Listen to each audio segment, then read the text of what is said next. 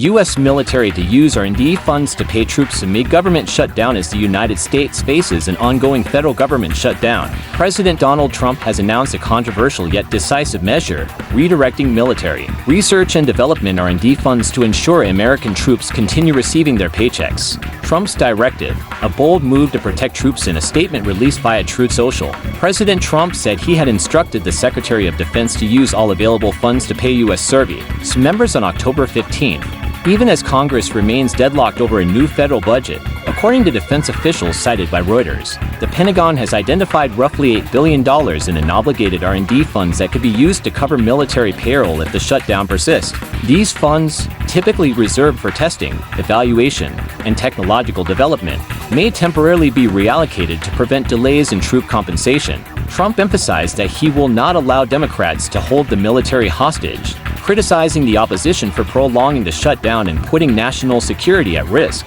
The political deadlock behind the current shutdown stems from Congress's failure to pass a federal spending bill, deep partisan divisions over budget priorities, particularly defense spending, border security, and welfare programs have paralyzed the legislative process. Without an approved budget, many federal agencies have ceased normal operations, and hundreds of thousands of government workers are either furloughed or working without pay. Military personnel, though deemed essential, are also caught in the uncertainty of whether they will be compensated on time. This crisis mirrors previous shutdowns, such as the one in 2018-2019, when nearly 800,000 federal employees went unpaid for more than a month. Legal and constitutional questions. While Trump's decision to redirect R&D funds may provide short-term relief to the military, it raises serious legal and constitutional concerns. Under the Anti-Deficiency Act, federal departments are prohibited from spending money that has not been specifically appropriated by Congress for that purpose. Diverting funds allocated for research towards salaries could therefore be seen as a violation of this law.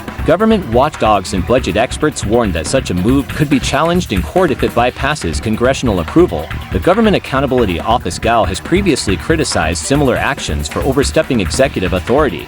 Temporary relief, lingering risks. Despite these concerns, the Pentagon's plan may help stabilize morale among troops and their families, who often face financial strain during shutdowns. However, analysts caution that this measure is only a temporary patch, not a sustainable solution.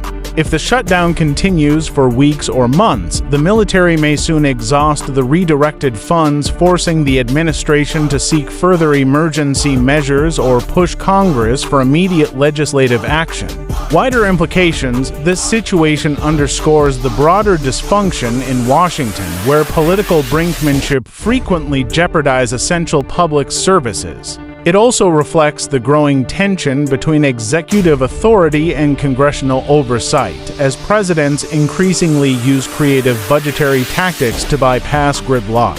Critics argue that while paying troops is a moral necessity, undermining established budgetary laws could set a dangerous precedent. Supporters, however, see Trump's move as a strong and necessary step to safeguard the nation's defenders during a political standoff. Conclusion: President Trump's decision to tap into R&D funds for troop pay highlights the extraordinary measures being taken amid a prolonged budget crisis. While the move may prevent immediate hardship for military families, it opens a new chapter in the debate over presidential powers, fiscal responsibility, and the future of America's political stability.